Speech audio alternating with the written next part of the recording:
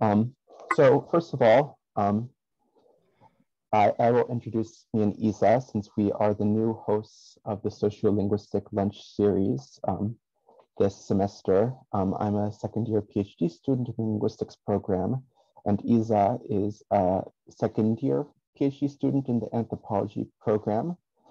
So we now run sociolinguistic lunches, taking over from the wonderful Kelsey. And now, without further ado, let me introduce our speaker for today. So Dr. Khadija Monet Martin received her PhD in urban education at the Graduate Center in June of 2021. Her dissertation is entitled Counter Stories of Black High School Students and Graduates of NYC Independent Schools, a Narrative Case Study. To support her research, Dr. Martin was awarded a doctoral student research grant from the PhD program in urban education, a travel award from Division K of the American Education Research Association, and a Dean K. Harrison Dissertation Fellowship. Her research foci primarily orbit around adolescent literacy, the spectrum of urban education, social justice pedagogies, sociolinguistics, intersectionality theory, racial literacy, discourse analysis, and qualitative inquiry. In recognition of her commitment to pedagogical excellence, she was one of 3 graduate student recipients of the 2020 Teaching Award from the Graduate Center. And currently, Dr. Martin serves as a postdoctoral scholar of education at the Stanford Graduate School, where she completed federal work study as an undergraduate student under the mentorship of Dr. Ann Hartford Charity Headley. In addition, she serves as an inaugural scholar in residence at the Chapman School, her alma mater.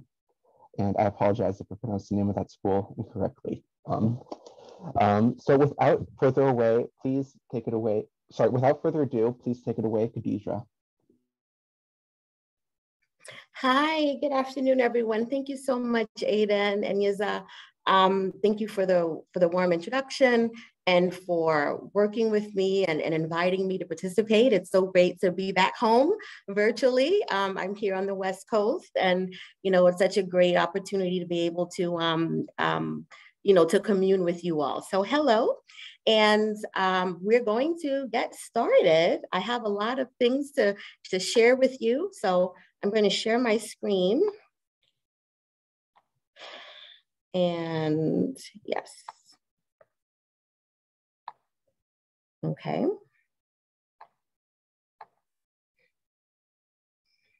Okay, so the title of this talk is Translanguaging Consciousness and Intersectionality in the Languaging of Black Students in Elite New York City Independent Schools. And of course, this was based on my recent dissertation research.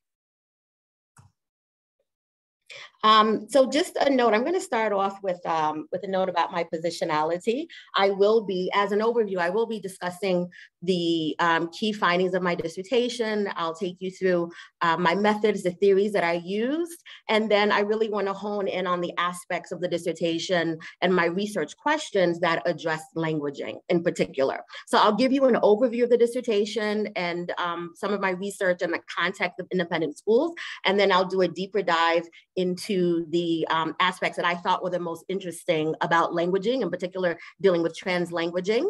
And then what I'll do is I'll conclude with what my thoughts are and some issues for further inquiry that I'm led to think about, particularly considering belonging and a model of what I'm calling a relational student identity model that I was inspired to think about after my findings. Okay, so that's what we'll end with, kind of like more pedagogical oriented questions. All right, so we'll move through. I am a transdisciplinary scholar, so we'll move through some ideas and topics in sociocultural linguistics, but also kind of thinking about issues of pedagogy and in English language arts and in language teaching in general.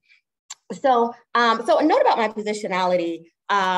In much academic literature, Black people in the United States are depicted monolithically as Black American or Caribbean or African, for example, with each group having discrete cultural and languaging practices. One is either an immigrant or not, bilingual or not, yet my identity has been shaped by complex perspectives of migration, immigration, and belonging. And I found that this was also the case of many of my participants, of all of my participants rather. So my linguistic communities of practice were multilingual. And our shared repertoire included words of various origins. I regularly assembled words and phrases from American English, Caribbean Englishes, Haitian Creole, and Spanish to express my emotions. Okay, so I grew up in New York City, in Brooklyn, New York in particular, right? And I attended schools throughout Manhattan. So I attended schools from daycare through 12th grade in New York City. I was born in Savannah, Georgia. So my experience provides a counter narrative to the deficit paradigm afforded to impoverished families and to Black and Latino families in particular.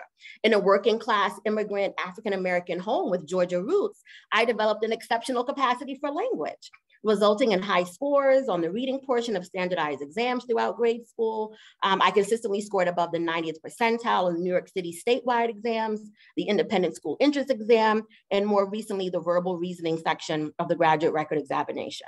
Right? So why is this important? It's important because, well, this is how our society is structured, right? That these normative measures of languaging are important. So this is why I kind of spell that out for you. But yet, despite my performance on these exams, on these normative measures, they still did not fully capture the full range of my linguistic awareness and heteroglossic competence, the abilities that fall outside of normative perceptions of because they are viewed as truncated or incomplete. So for example, discourses of achievement gap and language gap are driven by conceptions of discrete autonomous enumerated languages that only privilege the language practices of some students while erasing or stigmatizing the practices of others. So we have scholars like John Baugh, Amafalia Garcia, and Otegi who've written about this. So in contrast to deficit narratives, my lived experience with linguistic variation and having the freedom to creatively engage with diverse texts fostered high levels of literacy and language awareness. Okay. And so another big part of so clearly I'm someone who's very much involved in language. I identify as being a writer as well. I write creatively. I've written bilingual children's books. I've always really been interested in language, right? I'm also a graduate of independent schools. So you'll see on the left there in that picture, that's a picture of me and my middle school English teacher in 2020 when I came back for a reunion. Okay, and then I'm also from Grace Church School. I'm also a graduate of the Chapin School, which is a girls' school on the Upper East Side of Manhattan. So I'm very much embedded in this work. I myself, was a Black graduate of New York City independent schools, and I'm now an engaged alumna of these schools. So why was I interested in the study? Well, the inspiration for this study was that in 2019 was actually the 20-year anniversary of my high school reunion.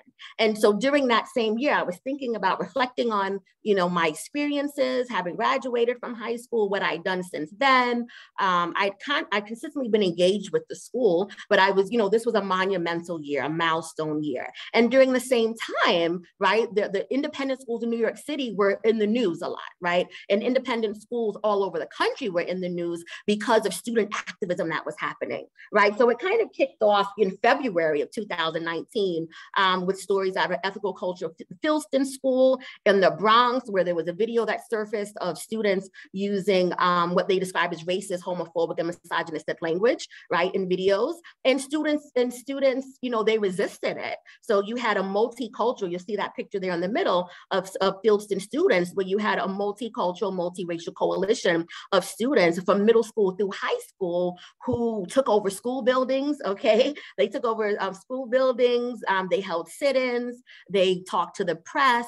It was a very concerted, very organized effort that they made to share what had been happening and to make it clear that this video that surfaced was not anomalous, that this was actually a part of the school culture, right? It was a problematic part of the school culture and also throughout independent schools, right, that they wanted to address and that they were fed up with, right? So around the same time in January, actually, so this one came, actually the video in Poly Prep at a school in Brooklyn surfaced prior to that, right, in January.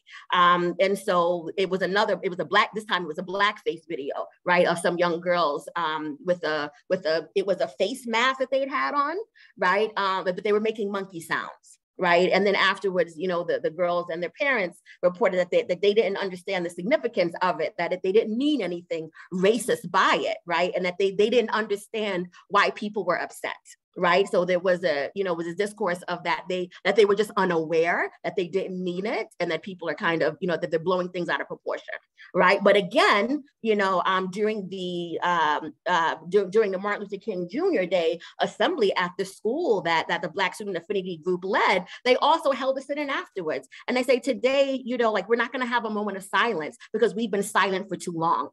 That was initially going to be the title of my dissertation, right? And I changed it, but it was initially going to be silent for too long, right? Based on the words of these student groups. And so they said, we're not going to kind of perform multiculturalism anymore and perform diversity, when in actuality, you have students who went through this school, who are in high school, who have no idea of why what they did was offensive, right? They didn't have any consciousness of the history of blackface video and of caricatures of African Americans. So that's problematic, right? So whether they intended to be hurtful or not, the fact that they didn't have the racial literacy is a problem.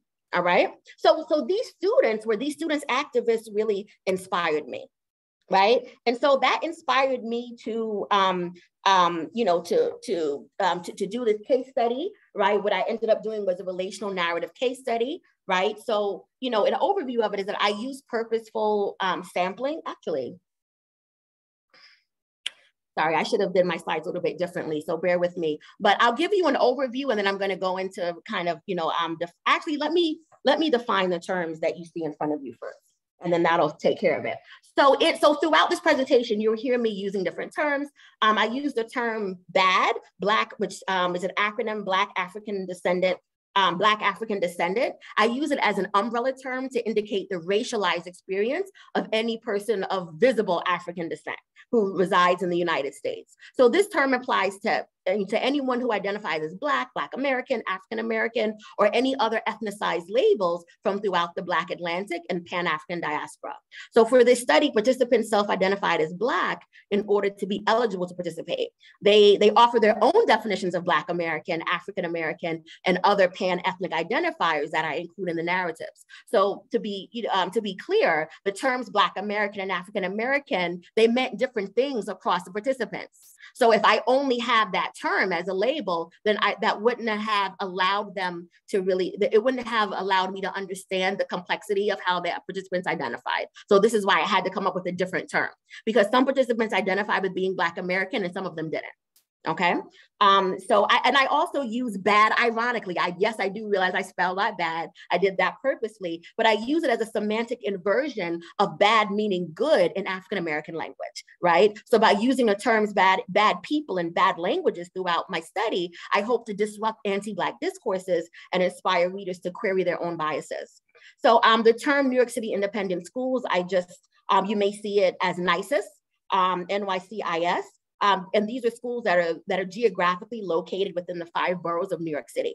So for the study, NYCIS were delimited to day schools that were accredited members of the New York State Association of Independent Schools. And then I use the term alumni, okay? So this term that you see here is pronounced alumni. I realize there's a popular term alum that is used to be gender inclusive.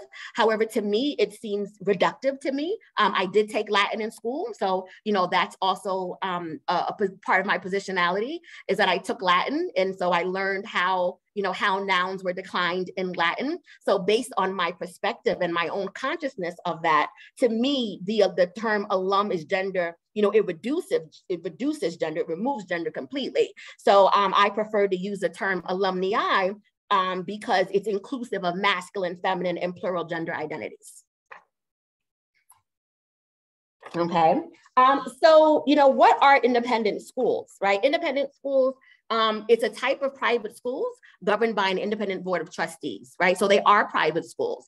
They're nonprofit, they're self-governing entities. And so whereas a diocesan public school, for example, a Catholic school, it may be governed by a diocese or some other religious body, independent schools, typically they're self-governing, right? And also what distinguishes independent schools from most other public schools is that they have a central academic purpose geared towards preparation for 4-year colleges, right? And typically they're secular. So even if they have roots, you know, in the Protestant traditions, like Episcopalian, right, for example, or Catholic, most of them are more secular in spirit, right? And they include students from a range of religious, racial, diverse backgrounds, right? So Powell, 1996, he, you know, according to Powell, his characteristics of independent school was that there was a focus on community, right? There was a focus on standards, on exceptionality and some sort. So high standards for academics, for athletics. Students who attended these schools, you know, were expected to excel, right? That was the culture. It was a culture of excellence. And then also personalization, right? So students also had the opportunity to enjoy a highly personalized academic program where teachers were looking for their genius, right? There's an assumption of genius. There's an assumption of exceptionality. And so students had the opportunity, you know, to create clubs. They had the resources, right? They had the wherewithal, they had the encouragement, but they also had the economic resources to create a new club or to create a new affinity group, right? Or to ask for a particular type of class, you know, in the arts and sports, if they demonstrated an interest in it, right? So this aspect of personalization and then having the resources, right, to be able to influence the program to a great extent, that's a feature of independent schools. Okay, so, and then Gastambide Fernandez, right, years later in 2009, who did a study of boarding schools, of not boarding schools, but they were independent day, it was a day and boarding school in New England, came up with the 5 E's of what he called the 5 E's of elite schooling, right? And so, and then those 5 E's, excuse me, I need to,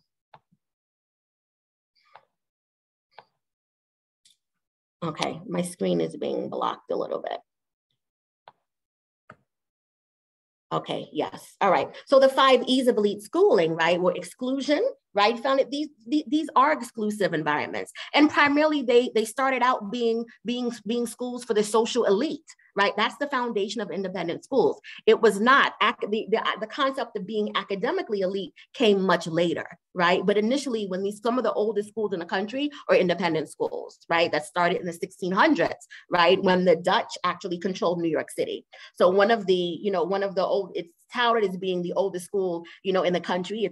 It's contested, that history is contested, but the collegiate school, which is a boys' school located in New York City, is touted as being the oldest school, regarded as being the oldest independent school and also one of the oldest schools in the country, right? And that was developed in the 1600s. So they were initially, right, a school, you know, that was built on exclusion, on engagement, right, on students being engaged, not just academically, but the expectation is that students would be highly engaged in the social life of the school. So before and after school, in sports and arts, right? That they would be highly engaged, that their parents would be engaged in the school, being engaged in raising money, you know, and participating in book fairs, lots of activities, you know, to be engaged with the whole family. And again, we have excellence, right? But along with that came a sense of entitlement as well, right? And then also envisioning, where students were, you know, always encouraged, again, to envision themselves as leaders, to envision themselves in the future, you know, as being leaders of their communities, as being leaders in whatever field, career field that they went into. So again, a lot of talk about in programming to support students imagining a bright future for themselves, right? So again, they started out being socially elite, and then over time they became known for being academically elite.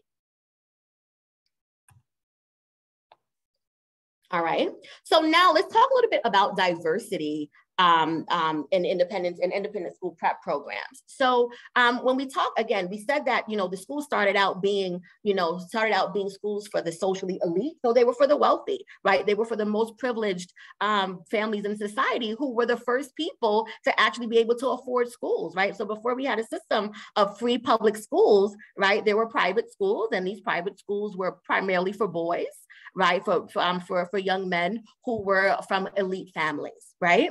And so that started shifting when but remember that they had a college prep mission. So when the criteria for colleges changed, right? The criteria for admissions to independent schools had to change as well. right? And then that led to economic diversity, right? So Powell states that economic diversity was attempted from the 1940s until the mid-1960s as a method to create, quote, create a more diverse student body economically in order to create a more homogeneous student body academically, right? So what that means was that they were willing to, by arguing that having more students who excelled academically benefited all students, as better students raised academic expectations as well as schools' reputations, they could more easily ask full-paying families to subsidize the education of scholarship holders if the result was to improve the school as a whole, right? So in short, what does that mean? This means that schools starting in the 1940s, that they were scouting and actively recruiting poor, and again, it was mostly boys, right, at this time, but boys, mostly from low-income families, and they were white boys, right, from low-income families who were excelling academically, right? So they still kept the same kind of racial homogeny in the school, right? But they also, but the economic, it became more economically heterogeneous. Now, what this also did was this was the beginning of a two-tiered system, right? It was the beginning of this kind of two-tiered admissions system that developed in independent schools, where although they were on scholarship, right? These students were on scholarship, right? But it wasn't explicitly clear, right, that it was an academic, maybe that it was an academic scholarship, right? But you had these students who were there on scholarship, low-income students who were expected to perform well academically, right, to justify their place at the school, whereas students who were from wealthier families who could afford to pay full price, there was no, the standards there were still rigorous, but there was no expectation that they had to meet them at all times in order to secure their spot. So the beginning, right, of this kind of two-tiered, class system of admissions, right, started in the 1940s, and then post-1963, when we had pushes for the schools to become more diverse racially, and specifically, right, with the civil rights movement, with them including more Black students in their schools, right, then that's when that class tier also became racialized as well. Right. So in 1963, after the Civil Rights Act and the Civil Rights Movement, private philanthropy and federal government officials, they offered financial support to schools, right, to support the desegregation of independent schools. So there was actual federal money, right, that was set aside and that was geared towards independent schools, not directly, but indirectly through nonprofit access programs like A Better Chance, like the Oliver program, okay, for example. All right. So, however, from the beginning, Black scholars and parents, they critiqued the mission of what I'm calling these PSPs, these prep programs, right? Private school prep program, whose programming, it perpetuated ideologies of inferiority and white saviorism. So, for example, as Speed Franklin writes, with the exception of the Black Student Fund in DC, most programs identified, screened, placed, and tracked the progress of minority students who were classified as gifted and talented. So these students were screened for being gifted. These are Black students who were being screened for being gifted, right? The academic records of these students notwithstanding, many programs required these youngsters to participate in remediation programs in preparation for independent school matriculation. So in effect, intensive remediation of gifted and talented minority students implied that even the best minority student was somehow inadequate to compete in the independent school setting, right? End quotation.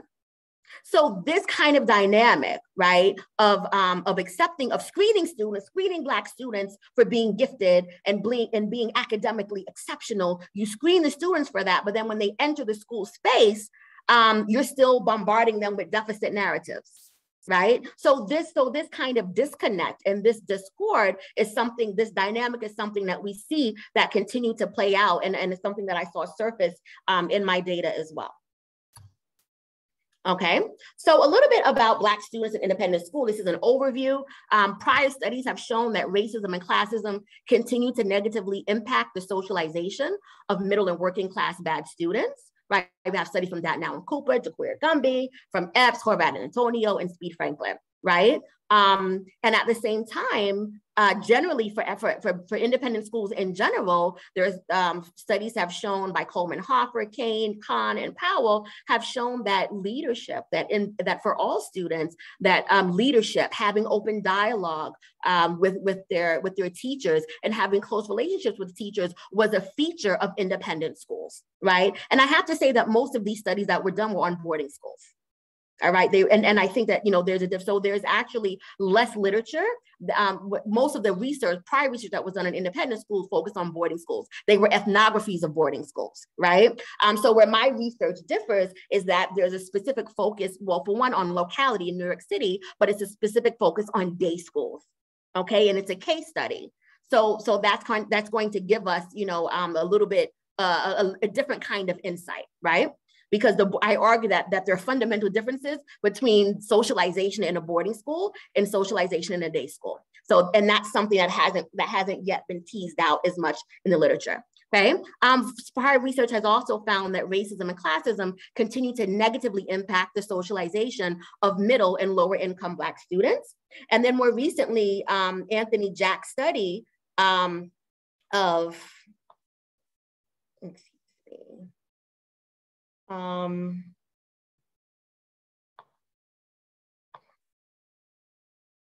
Okay, Anthony Jack's study, right, he studied low-income students, the experiences of low-income students at an elite university, right? And so he identified there being two groups: those students who were from under-resourced schools prior to coming to this elite private university. He referred to them as the doubly disadvantaged. And then he refers to the other group of students who had already attended elite independent schools, whether they were day schools or boarding schools, as the privileged poor. So while these students were poor and they were low income, they also came, right, with a certain amount of training and privilege and social cachet that allowed them to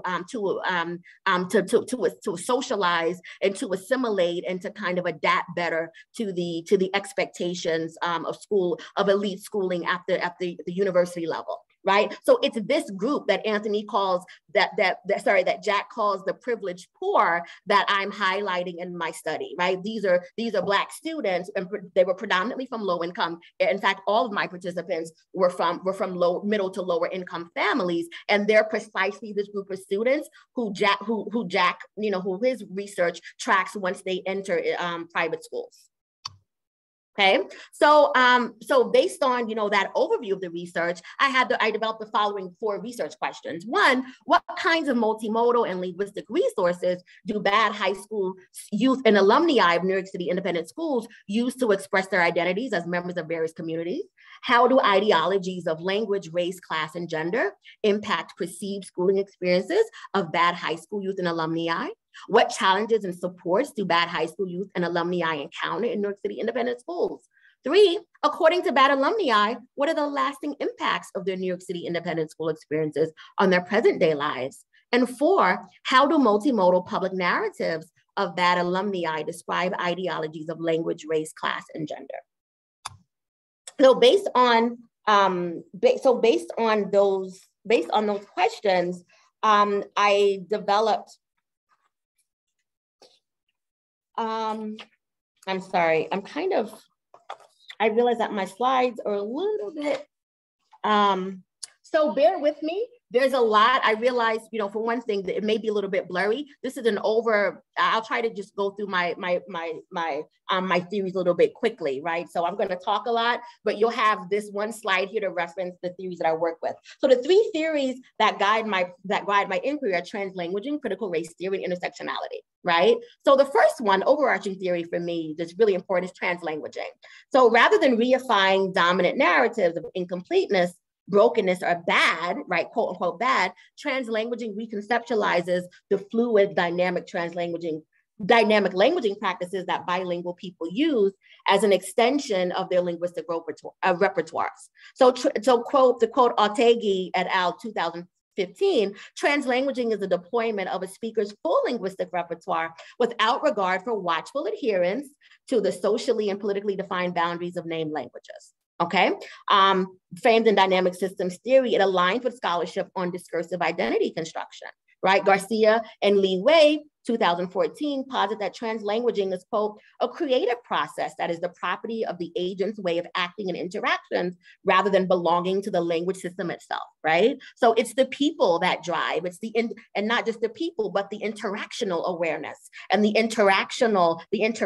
dynamic interactions of people amongst themselves that guide that guides translanguaging. So based on these varying definitions of translanguaging theory, there are 4 nodes that emerge as integral to conceptualizing translanguaging as method for me. And so these nodes are, 1, having an integrated linguistic repertoire, having dynamic and flexible languaging practices, the internal perspective versus outside categorization, right? So translanguaging is something that happens from an internal perspective that I'm going to talk more about, and why this was really central to how I'm really inspired by translanguaging.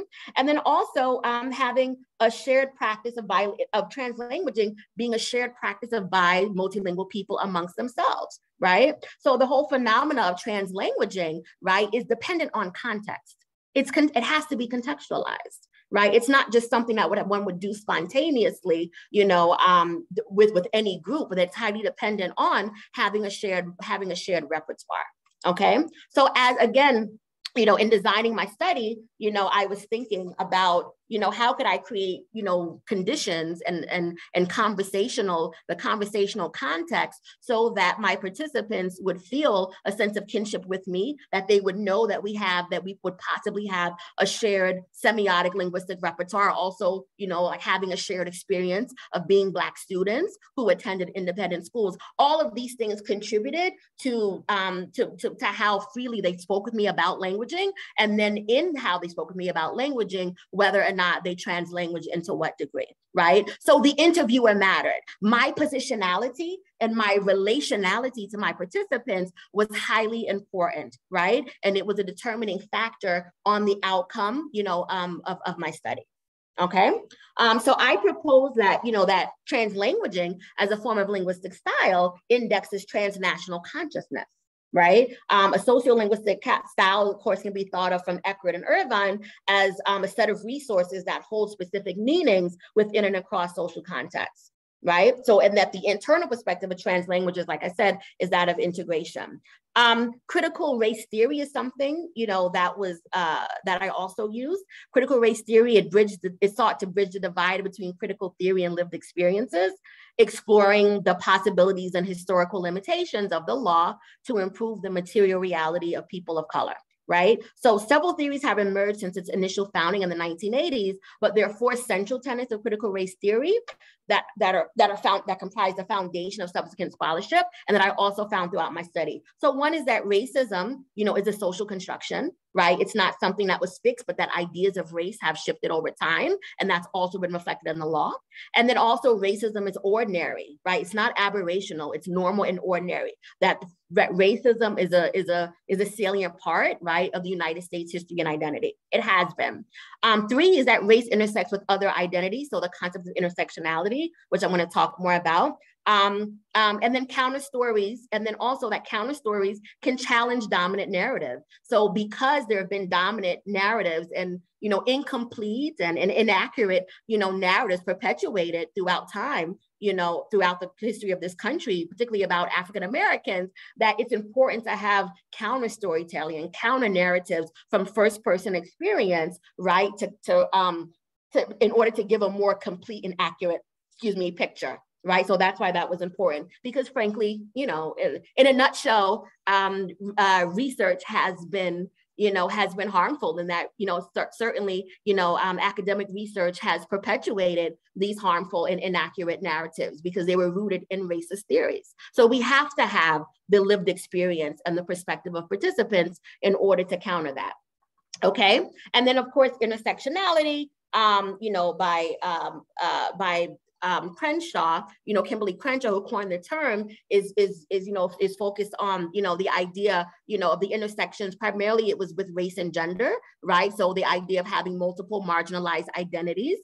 Initially, it was specifically focused on the experiences of Black women, right, who were marginalized both racially and then also marginalized because of their gender identity. And then it's since become extended. So some overlapping themes of critical race theory, translanguaging, and intersectionality, right, is the idea of having like multiple consciousness, right? So this is where I'm going with the concept of translanguaging consciousness, is that because I believe that translanguaging reflects and expresses and can, it's reflective of a transnational consciousness, right? That it's important that we keep that into consideration. And then also discursive identity construction, that translanguaging, is a form of discursive identity construction, and that intersectionality and critical race theory play a part in that and how it's constructed, right? The fact that race is socially constructed, but not even that, but how gender is socially constructed as well, right? And then also that linguistic ideologies, that they co-construct ideologies of race, gender, and class. Right. And these are things that, some scholars that I've mentioned before and others have done more work on, but these are the overlapping themes that have guided my study and how they intersect. Okay, so now the case study design, right? So it was a qualitative case study, right? Where themes were co-constructed. So, right, so again, I am a research instrument.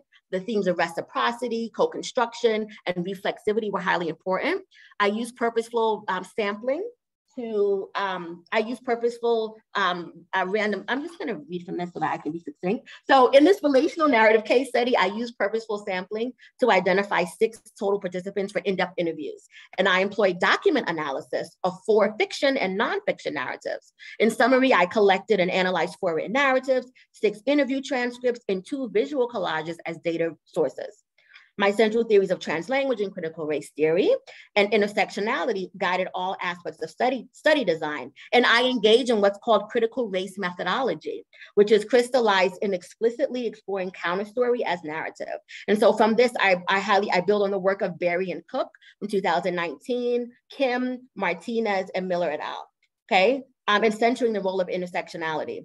So this study contributes to research on bad students in independent schools by examining ethnic heterogeneity, narratives of racism, classism, and sexism, and complex languaging practices. It offers narratives of bad students across boundaries of socioeconomic class, ethnicity, and gender expression, disaggregating data in the bad student population.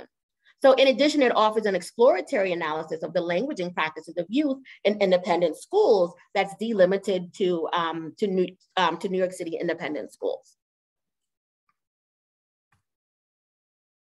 So just to go back here, it was a case study that integrated public narrative. So I used different sources. I triangulated my data source in order to build my case. So you'll see on the 4 ends of this relational model highlighted in blue public narratives. These consisted of middle grades graphic novel,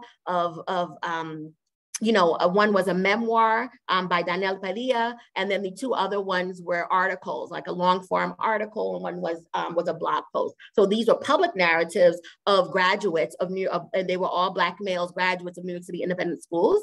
And then in the center there, we have 6 participants who I interviewed directly. And these, for in-depth interviews, the interviews range from 90 minutes to 3 hours and 15 minutes in one case.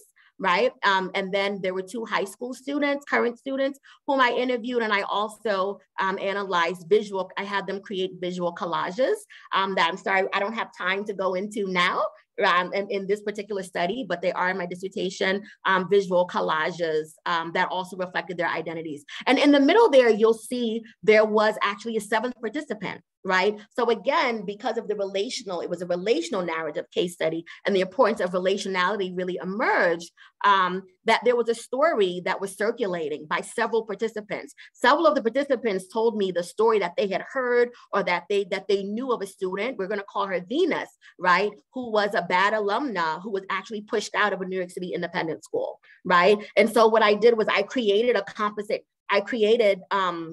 composite character, right, who called Zami. Zami means friend, right? Zami means friend in many Francophone languages in the Caribbean. It means friend. So that's the composite character. And they told the story, Venus is also a synonym of their friend Venus and what happened to her. So while they were telling me their own narratives, they also were carrying, that was on their heart, the story of what had happened to their friend who they felt was treated unfairly, right? Because of race and because of class and because of gender. They all, not all of them, but many of them, told me of this story. So I had to include it in the case context, in the case study. And I did so by creating a composite character. That's how I accounted for that data. Okay, so here's, I kept a reflexivity journal throughout. And then I also color coded transcripts and coded them. Okay, and so now let's kind of, go into some of this analysis here. Okay, so for one of the students, Danielle Peralta, this was one of the public narratives that I analyzed, which is a memoir, right?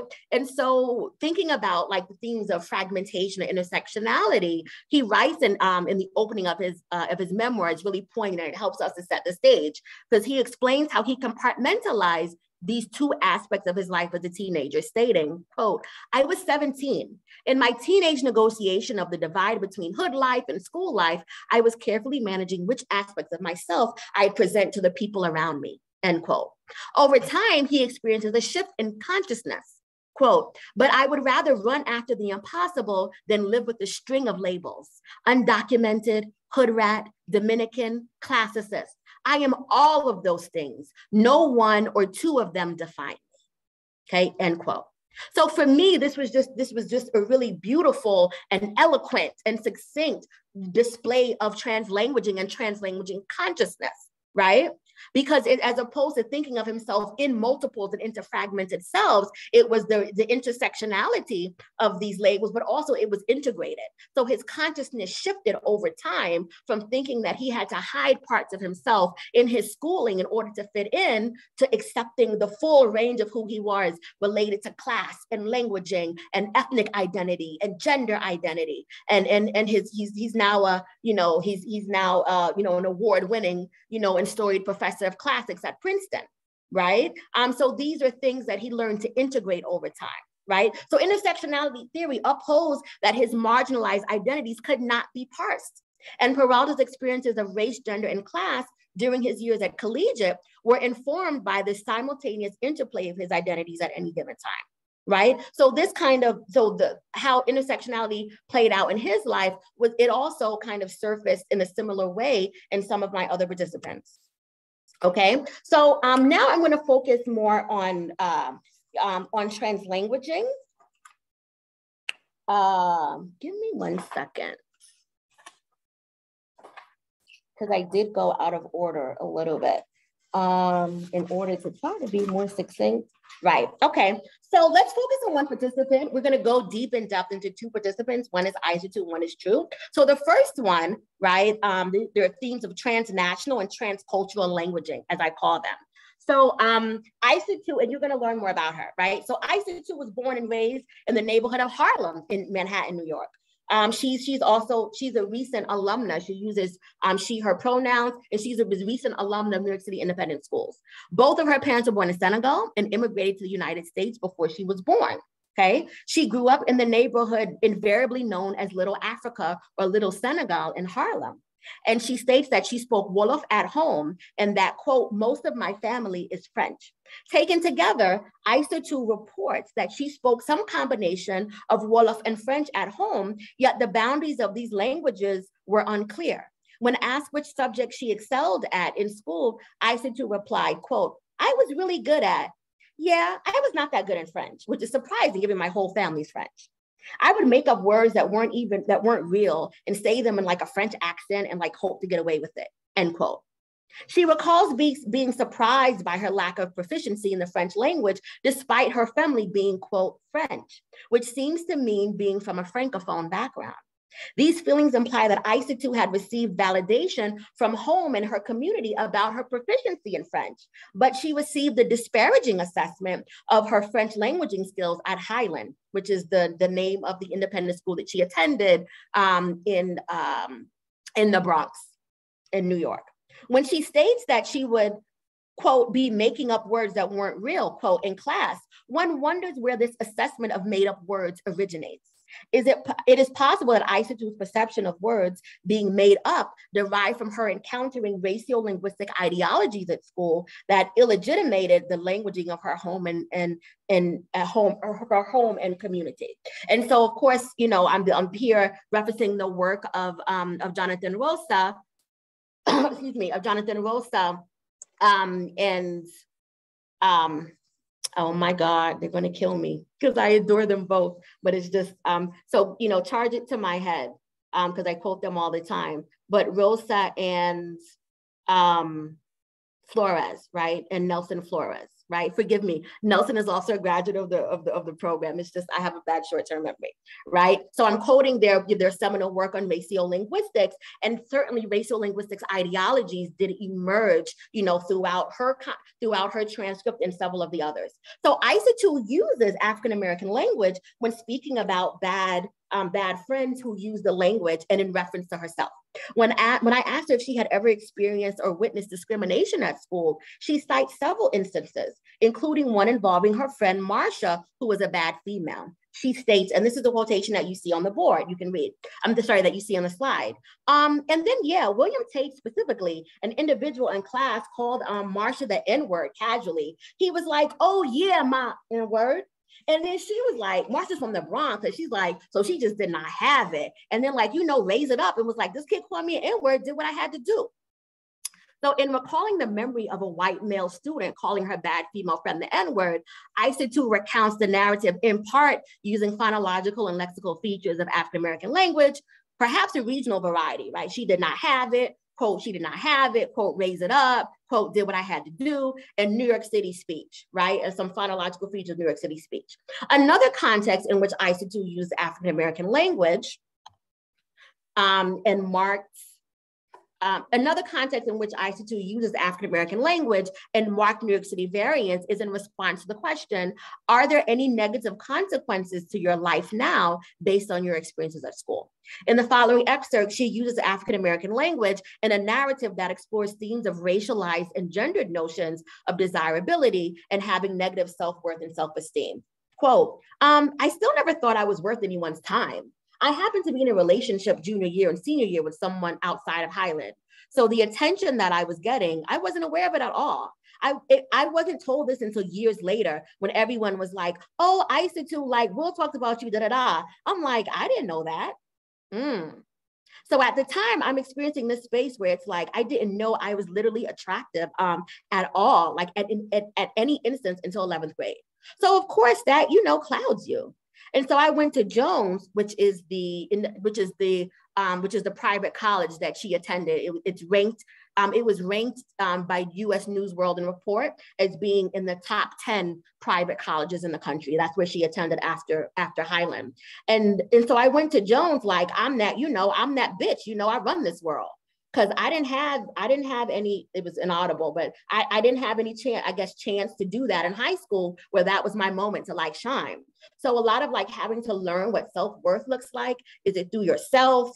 Is it through others? Is it through partners? So figuring it out now, but 100% because of Highland that I haven't figured it out.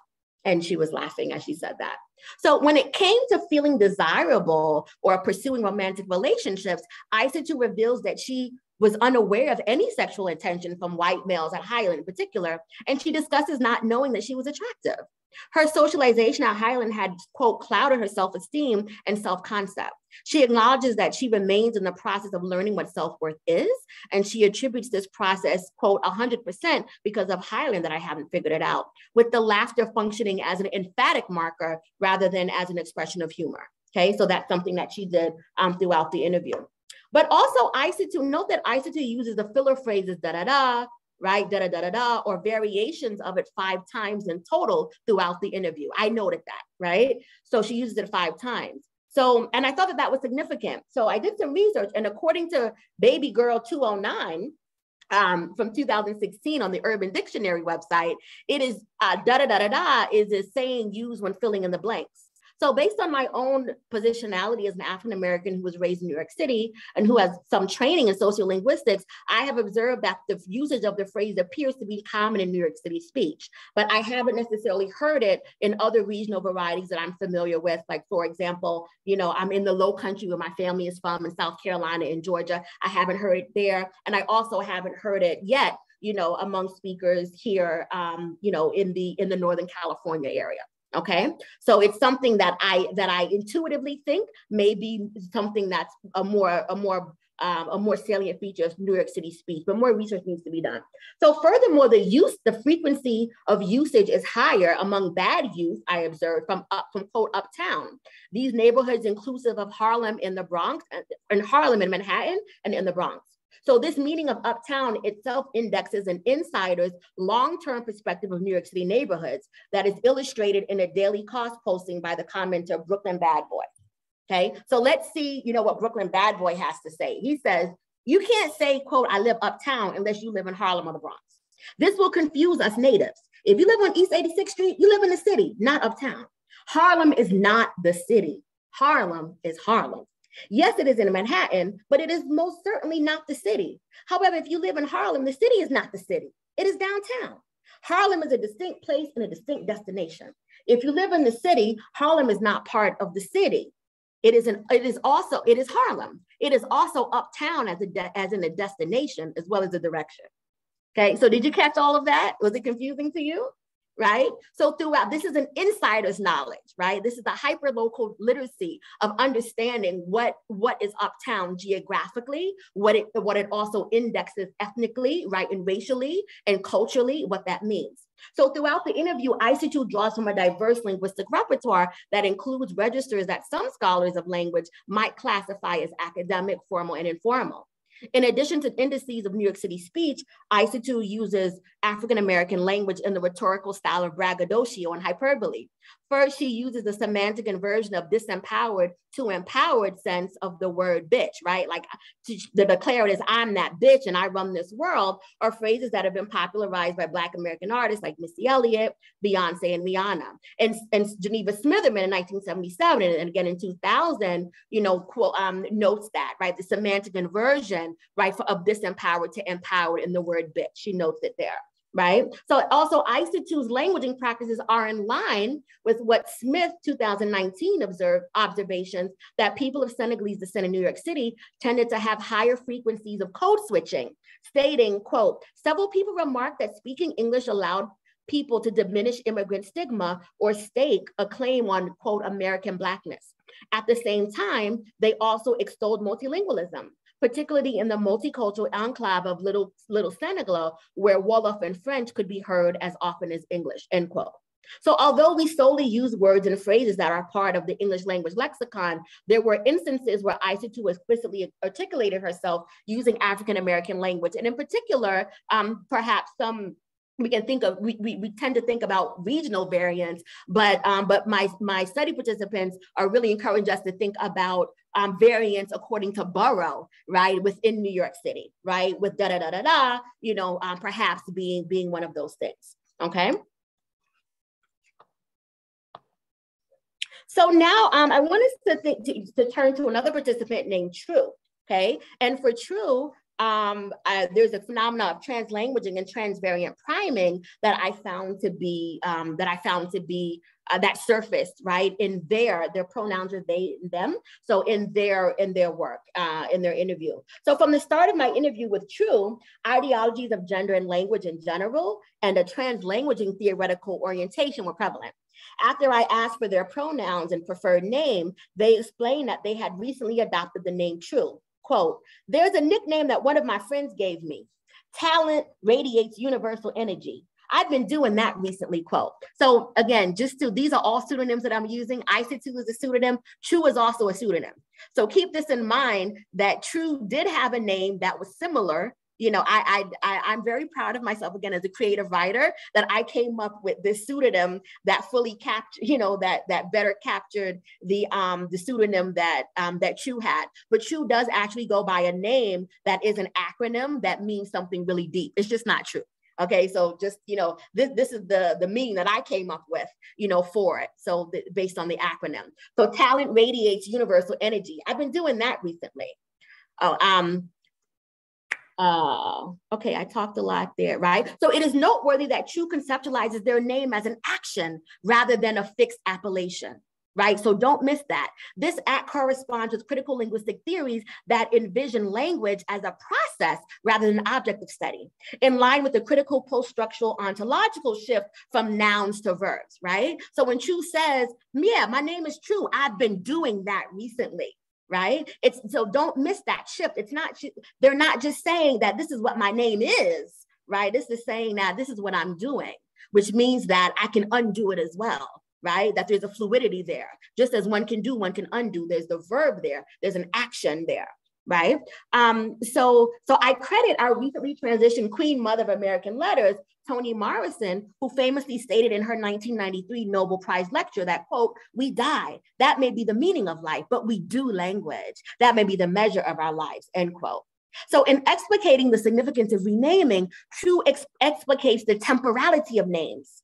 They state, quote, "I feel like True is very like in the future when I'm in a specific state, but Sophia is very like grounded in the past. And I'm okay with that, This fluidity of naming parallels with an integrated sense of past in Sophia, future in True, and a present that is conscious of both. Quote, "I don't mind either way. I'm okay with that, Rather than having a discrete name for the present, her present self is demarcated by the flexible use of both names.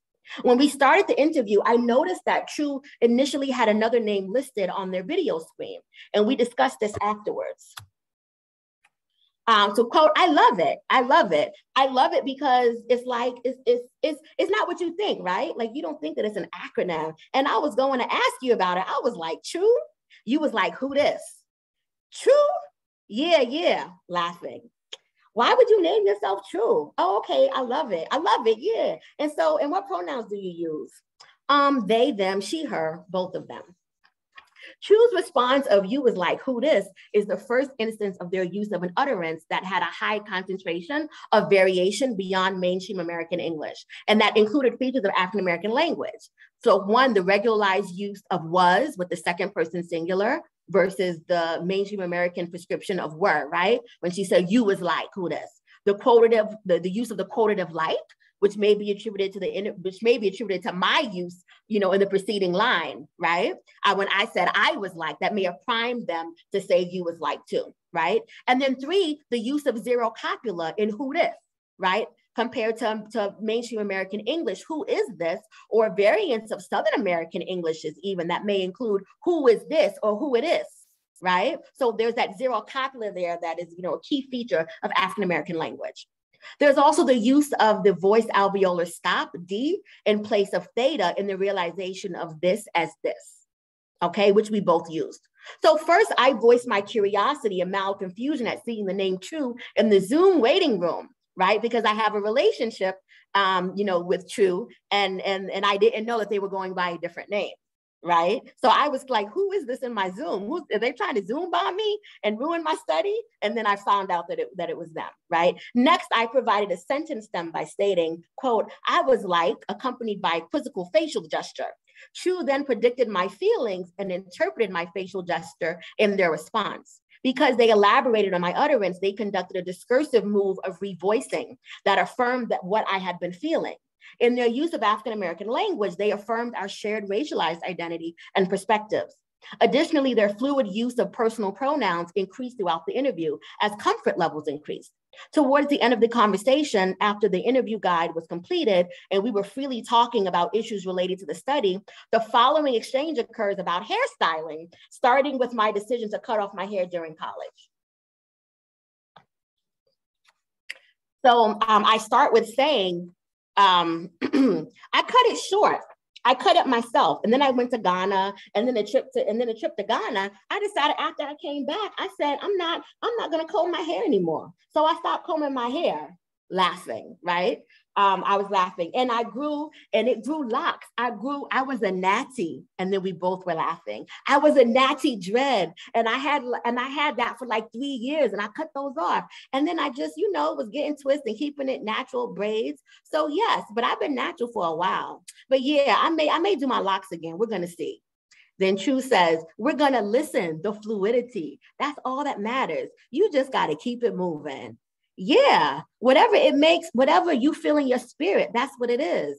Then True responds, yeah, so we're trying to grow them. We're going to see what happens. I'm excited. I've never done anything like this before, I shaved my head like I've had this much hair for 2 years. So I'm finally letting it grow out again. And it's exciting. Yeah. So first, True fluidly uses first-person plural pronouns to affirm the importance of fluidity in hairstyle choices. And their commentary also reinforces a broader theme of fluidity as necessary for survival. Okay, so second, they use both first-person singular and plural pronouns to describe their decision to grow dreadlocks. Whereas True's and my sharing an overlapping linguistic repertoire and matching linguistic ideologies fostered and reinforced a sense of fictive kinship throughout the interview. Having different linguistic repertoires and ideologies about language engendered conflicts among her teachers and peers. So the exchange that you were able to see here is, again, it's because we had a shared linguistic repertoire. And it's because, my positionality overlapped with, right, and enhanced their positionality. So that's why this exchange was able to happen. If that weren't the case, right, then perhaps things would not have transpired the way that they did, right? So when asked what subjects they were good at in school, they pinpointed Spanish, history, and art. Their motivation for wanting to build fluency in Spanish was driven by their sense of cultural kinship with African descended Spanish speakers. Okay. So True responds, they respond, no, I think I was good at Spanish. I was really good at Spanish. I think I was good at Spanish, especially because, which now I know that there actually are a lot more direct ties, but my apartment building that my dad owned, our tenants were all Honduran and they'd always speak to us in Spanish. And I was like, I really want to learn Spanish so that they could talk, so that we could talk, and like, I later learned that like Vincentians, like migra, or the you know what I'm talking about? Why did I just forget the name of the people? So then I responded, Garifuna. And Chu said, Garifuna, yeah. I recently learned that they were in Honduras. And I was like, that's a clear connection that we didn't even know at the time. And I was like, why do I feel so connected? And yeah, so I wanted to learn Spanish because of that. So I started taking Spanish in 3rd grade and continued on. It was good. And I think I was a great Spanish speaker. I think it was more so based on like testing and stuff where I didn't receive some of these awards, but it's okay. Awards aren't everything, whatever. So their motivation to learn the language was directly related to desiring to connect with other African descendant people and nurture the ethnic cultural ties that they felt with the community of Spanish speakers. True's experience correlates with those of African-American women in Brazil learning Portuguese and other African-Americans in world language education that Uzo Anya in 2020 that she writes about. Okay, so we need more research done on the experience of African Americans taking language classes and what motivates them, right? What kinds of pedagogy, encourage and motivate them to learn languages. And we'll find that much of it comes from this cultural kinship that they find with their with communities with speakers, right?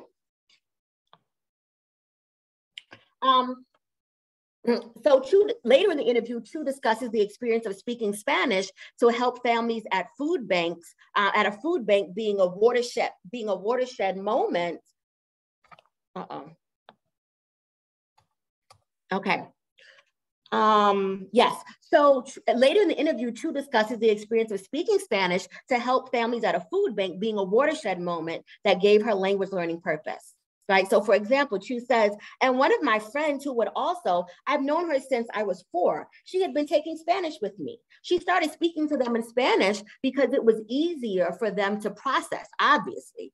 And so I just started speaking to them in Spanish too, to try to figure out like, how can I best help you? Because other people didn't know Spanish. So I was like, let's just try this out, try to help this community however way that we can. And so I think after being a bit more calm, like having more conversations with people, I was just like, okay, I feel more comfortable. I feel like the goal is not the testing or anything, it's how well they can understand me.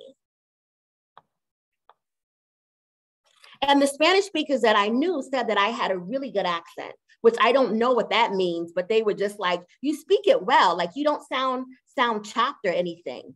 And I know for a fact that these other kids like sounded chopped up and sounded like, you know, like I feel like they just couldn't get the way that everything rolled off of your mouth differently. Like I was able to understand different things. And I feel like the people in my building, but also my parents and the way that they speak, I'm just used to like people speaking different ways. So I feel like it's easier for my ear to pick up on it than others. But I feel like people didn't care about it. So I just let my confidence, you know, do whatever it was doing. So Chu cites having Vincentian Creole as part of their home language repertoire being a primer to learning other languages. Scholars define linguistic competence as the system of linguistic knowledge held by speakers of home language. By speakers of a home language. They also use the term linguistic dexterity to describe the flexible and skillful use of language. Yet when describing the linguistic consciousness and literacy of racialized languaging practices that differ from political grammars of named languages, I'm using the term transvariant priming. In parallel to translanguaging, I define transvariance, you know, as a dynamic language use process that multidialectal speakers of the same named language employ to negotiate meaning and expressions of identity. So I know this may upset, you know, many of my people in the translanguaging camp that I'm happily a member of, you know, by using variation and dialect. But I do think that in order that it gets at a different kind of concept, right? So this concept of being primed for linguistic variation and linguistic variation within a named language. I don't think that, you know, just kind of considering, you know, variation within a named language, you know, and just calling everything a language, that doesn't quite get at it. It doesn't quite get at these insights. So that's why I'm offering the term transvariance and transvariant priming. But please, if you can think of a different, you know, another name or something, you know, that's kind of more eloquent and that captures it, then I'd love to talk to you more about that. But that's why I thought that it needed a different term, right? So that's why I'm calling it that. So transvariant priming explains why Chu was assessed as having a, quote, good accent by Spanish speakers that they knew from Honduras and from Puerto Rico and the Dominican Republic.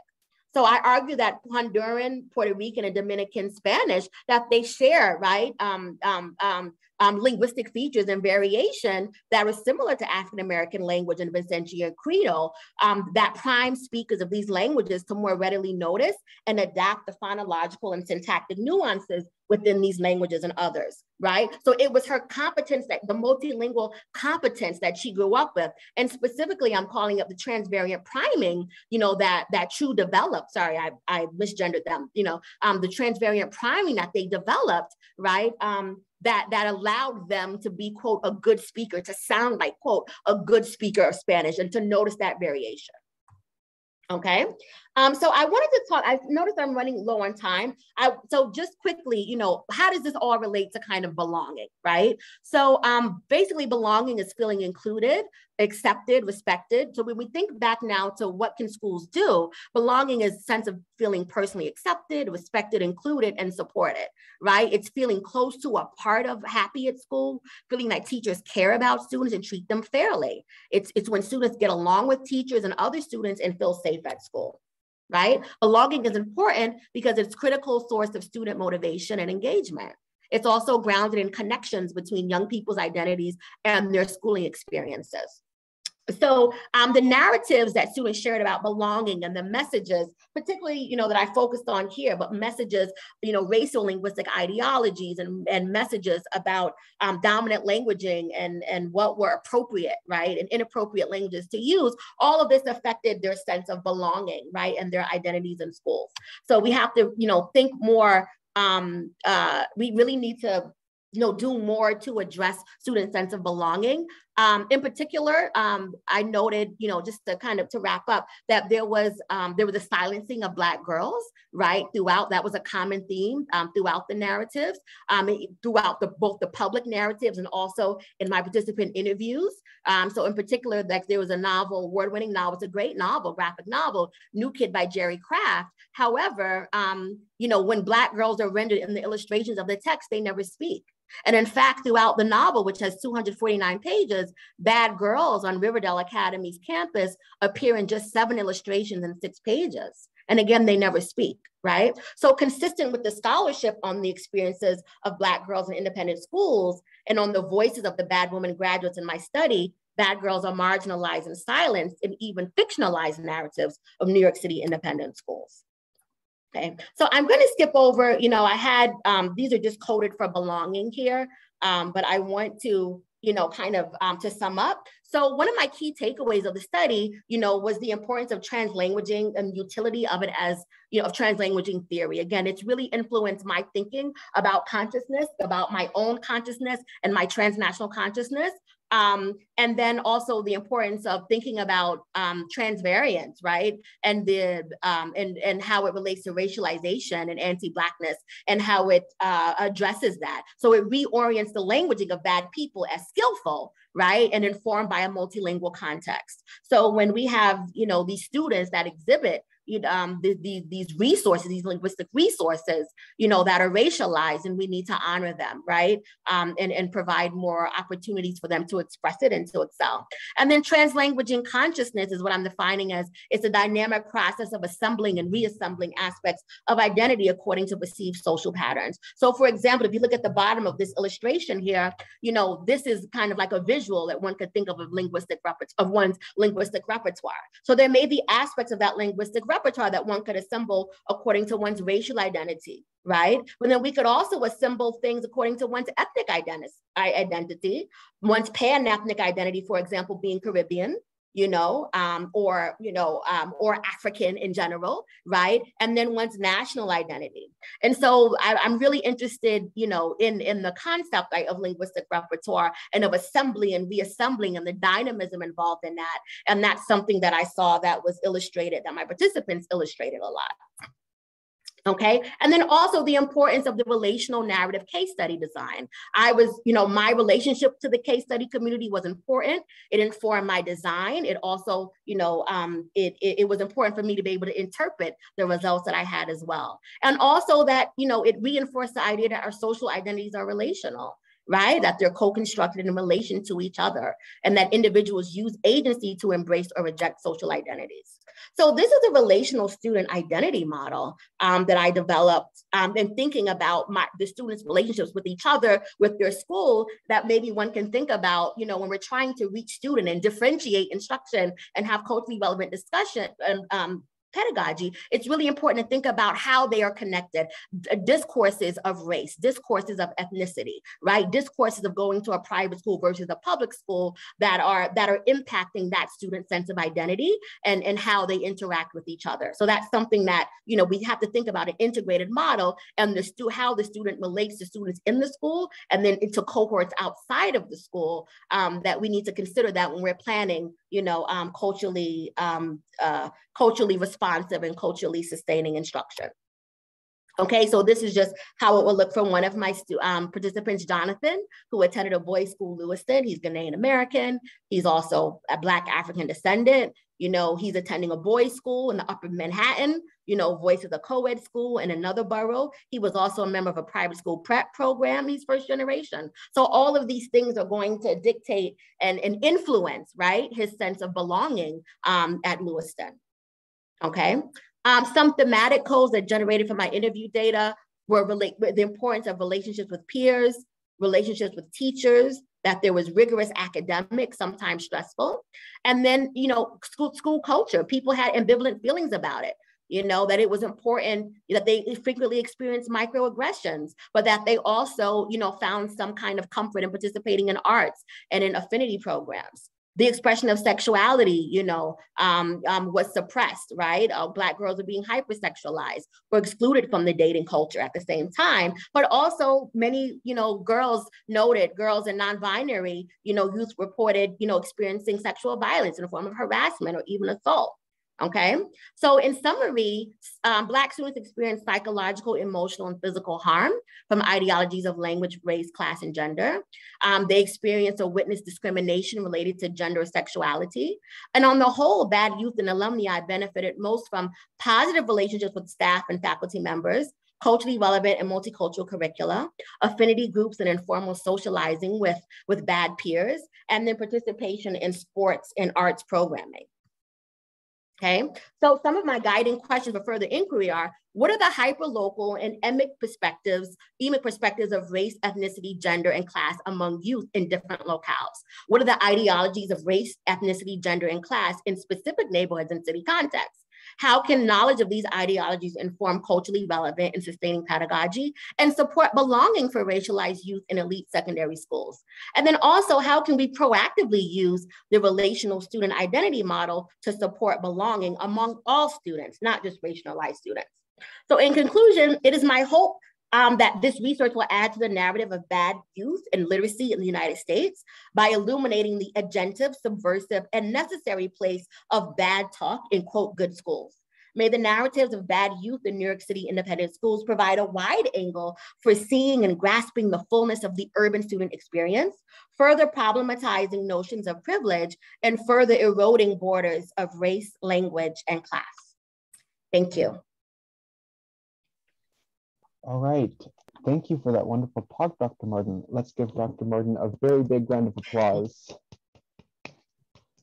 Now we will take questions. So you can raise your hand using the raise hand function, or you can put your question in the chat, and Isa will be monitoring the chat. But yes, the floor is open to questions.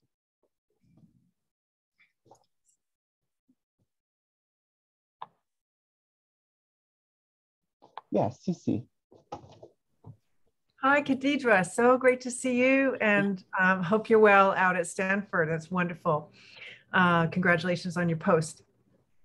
It's just great to see you and hear from you. And I guess what I was thinking was a very practical question. So if someone were to ask you whether to send their bad child to an independent school, how would you advise them? And if you were asked to advise or consult on, with the staff or leadership of an independent school, what would you tell them?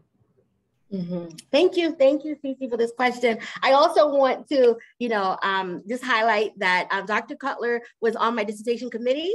So thank you very much. And she's excellent. I love her. So I would say that, for the one hand, so the first question, which I believe was, well, the second question was like, how would I advise? Oh, I know. The first question was, if people weren't to send their bad, students to New York City independent schools, or just an independent school in general. My advice, my response would be, it depends. I mean, there is variation among the schools, right? But it depends on what the family's goals are, right? And if I think that they need to be more informed. So I would say understand what you're signing up for. Right? On the one hand, these schools have enormous resources, right? They have lots of material resources, but they are schools that are predominantly comprised of, of students from wealthier backgrounds, from upper middle class and wealthy backgrounds, right? So if you are a family from a low income background, you need to consider that context. Right? And you need to consider these are also schools that may not necessarily have a lot of support for students with learning disabilities, right? And who need additional types of differentiation, right? Some of them do, some of them don't. So I would say that it's, and in general, most of them are predominantly white. So they're predominantly white, predominantly wealthy schools. And I would say that if you are considering placing your child in these schools, you need to be active. You need to ensure that you're going to be prepared to be an engaged, active member of that community, to be an advocate for your child and for other students. Because again, that's the expectation, is that parents do have a lot of agency.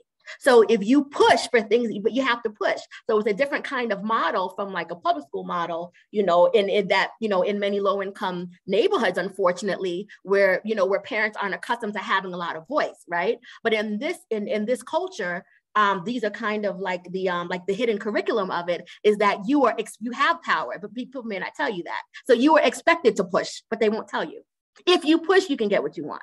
But that's something that families who've been conditioned, in these environments, that they kind of know that more so than others, right? So that's advice that I would give, and ensure that you have supports outside of the school for your child. That's something I wish that I had. Right? You have to have something to balance it out. So knowing that you may not get certain things in this context, make sure that, your child is involved in extracurricular activities that will support, their racialized or ethnicized identities, and cultural programs that will support them, so that you're not solely dependent on the school context.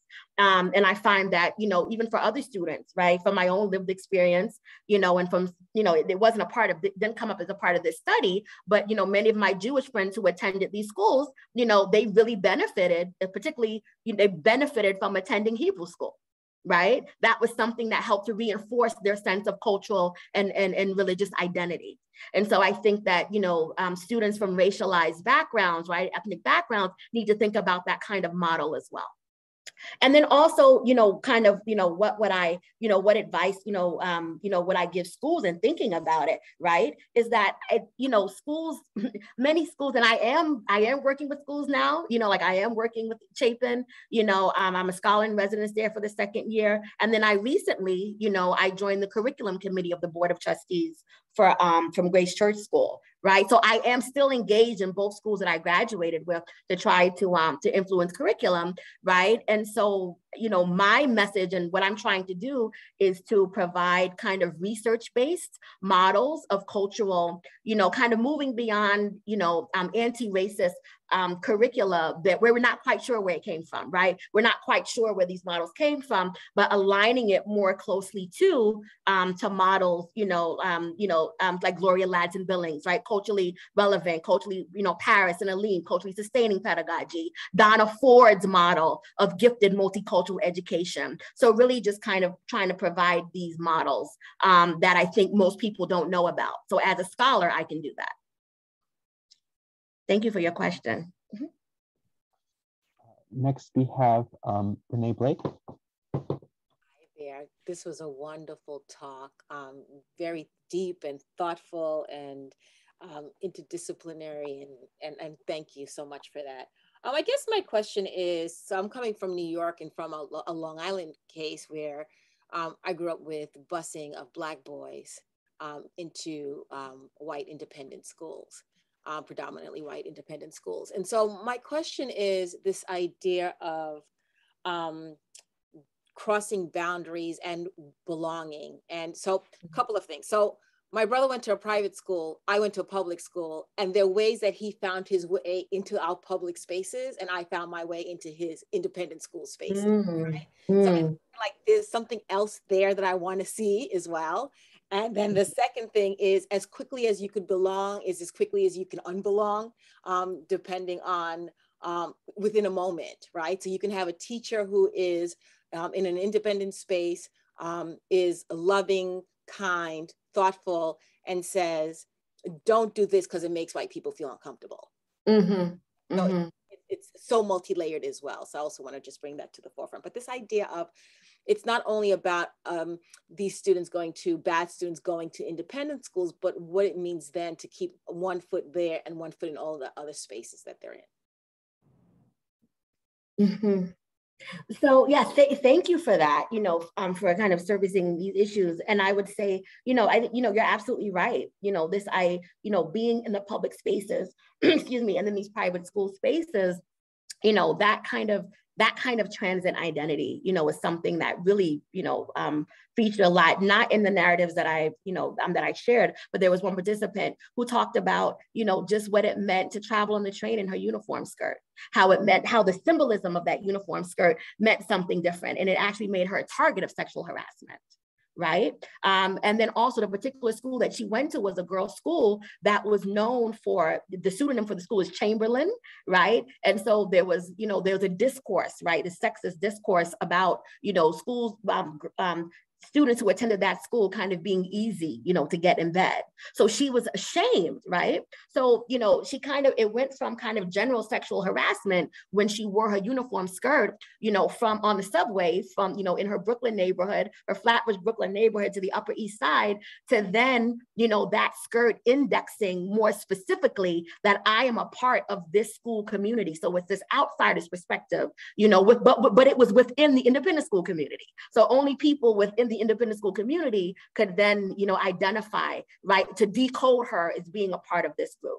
And so that's something that, that came up kind of as she moved in and out of these public and, public and private school spaces that was really relevant, to your point. And then there was another participant, True, actually, where True talked about, True lived in Bed-Stuy. She grew up in Bed-Stuy. They grew up in Bed-Stuy. So, they grew up in Bedford-Stuyvesant, Brooklyn. I'm using acronyms because I'm from, I'm using shorthand because I'm from Brooklyn, but there's a neighborhood in the borough of Brooklyn in the city of New York City called Bedford-Stuyvesant, which was predominantly African-American, right? But there were also, she was from St. Vincent, from a Caribbean family, right? She had a different experience kind of with languaging and belonging in that space where she was maybe perhaps exposed more to African-American language, right? And she talked about that and how people in her neighborhood and her own brother who attended a public school, their own brother who attended a public school told them, don't speak Av because you don't sound right. You don't sound right speaking it, right?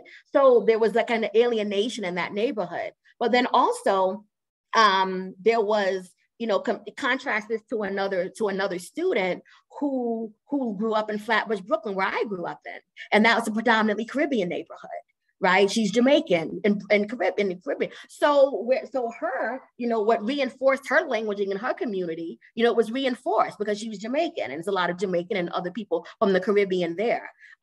So in terms of like belonging, then she definitely felt like she belonged, right? And she talks about that in her narrative, that this was, everything, she felt very comfortable in her neighborhood in terms of culture because her neighbors, they spoke the same, you could smell like the same food cooking, they played the same music, particularly during the summers. And so it really affirmed her sense of Jamaican and Caribbean identity, whereas True's experience may have been a little bit more different. So yeah, so that's definitely something, like in terms of space and who controls space that I want to think more about. Yeah. Thank you. Thank you.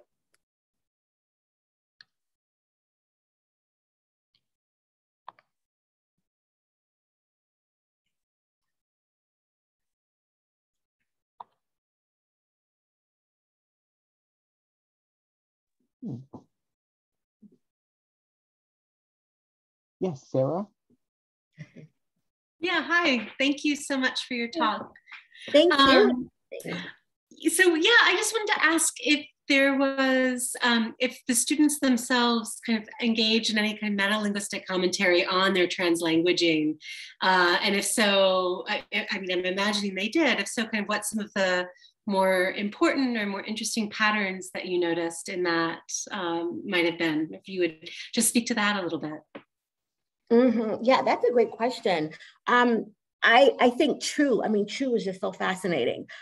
True did much of that, right? And so True was also a writer. So they talked about how they would, more so in their writing, so in translingual writing, right? And they talked about how they, actually a sense of,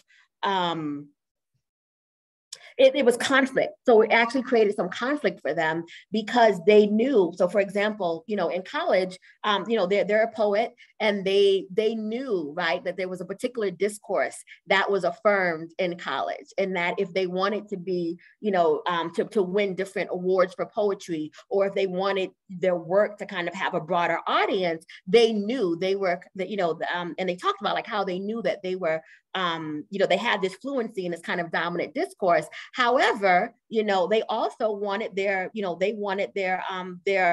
they wanted their poetry to appeal, to Black people, specific to a Black audience. So for example, they'll quote them as saying that I want my work to sound like, I want to sound like Jericho Brown, right? That was their model that they said. But then that was a racialized, right? So this was kind of like in terms of their racial and national identity as being African-American, they were inspired by the poetry of Jericho Brown. However, they also talked about when they wrote their poetry in Vincentian Creole, right? That they really, the sweetness of having people who weren't into people in their family, older people who were in their family and people in their community who weren't necessarily into poetry, but that they could relate to what they were saying. And it affirmed their culture and their identity in a deep way. Right, but it was a more niche community. So True actually, talks about that, and I write about that more in my dissertation, where they talk about, writing for different purposes, right? And not necessarily kind of like translingual writing. I think that they're still trying to figure that out. They're trying to figure out who would be the audience for this, right? But more like talking, more like writing in different different languages separately, but also, kind of, I think they're still working on that integration as a writer, They also talked about, True also talked about a lot about the fact that they attended the schools. They talked about colorism, the fact that they were lighter skinned and that they benefited from light skin privilege. They were lighter than some of their other bad friends at the school, and that they recognized they benefited from that, but also that they had attended the school from kindergarten. So when their friends came later on, that they had predominantly white friends, right, who thought that they knew who they were. Right. And so then when they made Black friends who came in middle school and in 9th grade, that their white friends then overheard them translanguaging and thought that they were assuming an identity that was not true. Right. And they said, well, wait, like this is who I am. Isn't that funny? They told me, why are you hanging out with this person? She's being a quote bad influence on you. So they told them that some of their new friends that they met were being a bad influence. You don't even sound the same. You don't sound like yourself. You don't sound like yourself, Sophia, right? And so there's this, really interesting point, which, she reflects on that, saying that, well, actually, they thought that they knew me, but all this time they didn't. I always spoke this way. Right? It's just that the context didn't present itself. She didn't speak, she didn't speak an African-American language with them, with her white friends, but she did. The context presented itself for them to be able to do so with their new friends. Right. So that's something that she did, that they did reflect on. I'm using she. So I choose preferred pronoun is they, but they use both. And this is a participant who I have had a year, I've been knowing them for many years since they were little. And so it's, I'm still kind of learning that shift, it's new for me, but I try to keep, the day, but yeah, so True, again, amazing person who's very reflective and kind of illustrated a lot of kind of the most metalinguistic awareness, I would say, about their languaging than any of the other participants. So I just kind of shared a snip of it, but really fascinating overall. Like, they really are like they're really skilled linguists and writer. Thank you for that question. Thank you.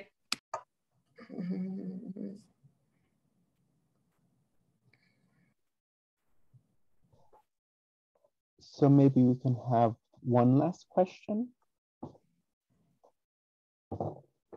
Yes, Wafa. Hello, thank you so much, Dr. Martin, for this wonderful speech. I really enjoyed it. My question is just straightforward, and it's about your definition of a small, tiny detail that came in your model, and that's pan-ethnic category. How do you define that category, please?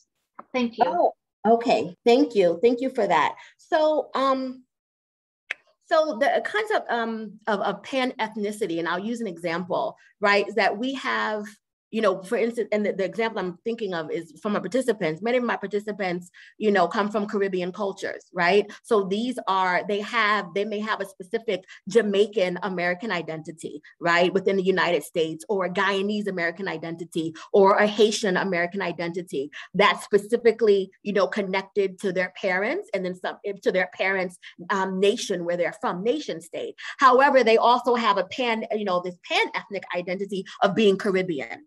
So so that's one example of a Caribbean pan-ethnic identity. So that where ethnicity, I'm kind of using ethnicity here, ethnicity being analogous to nationality. Okay, to keep it simply. So ethnicity being analogous, to a concept of nation, of nationality, right?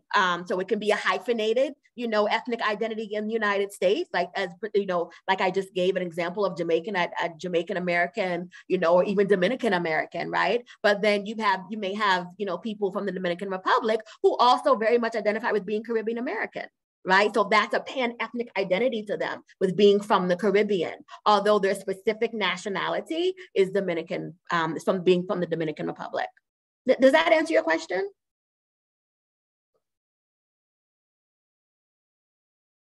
I hope so. Okay. All right, thank you very much, Dr. Martin. Let's give Dr. Martin another round of applause for a very, very wonderful talk.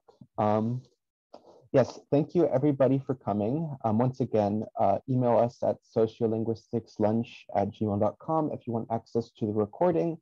And we hope to see you all next month at Felipe de Jesus' talk. Thank you, everybody. Thank you all. Thank you so much for coming and supporting. Thank you for having me. Thank you very much for being here.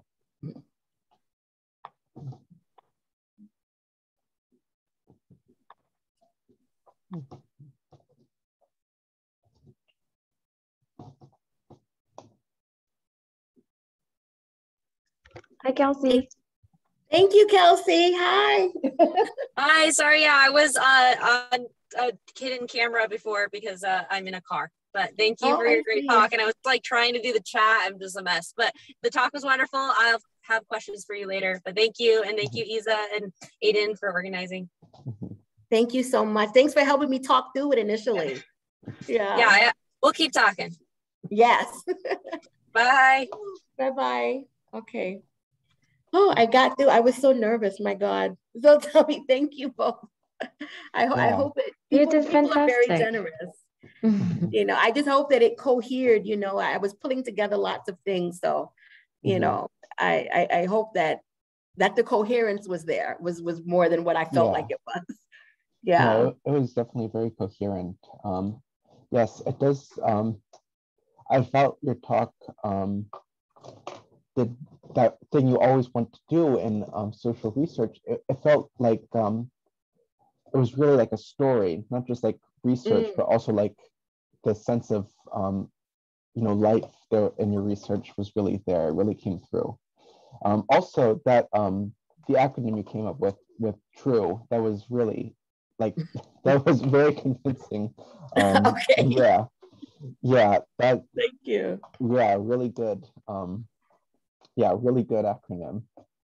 Yeah, it definitely seems like the type of thing that would only come up like in spontaneous speech.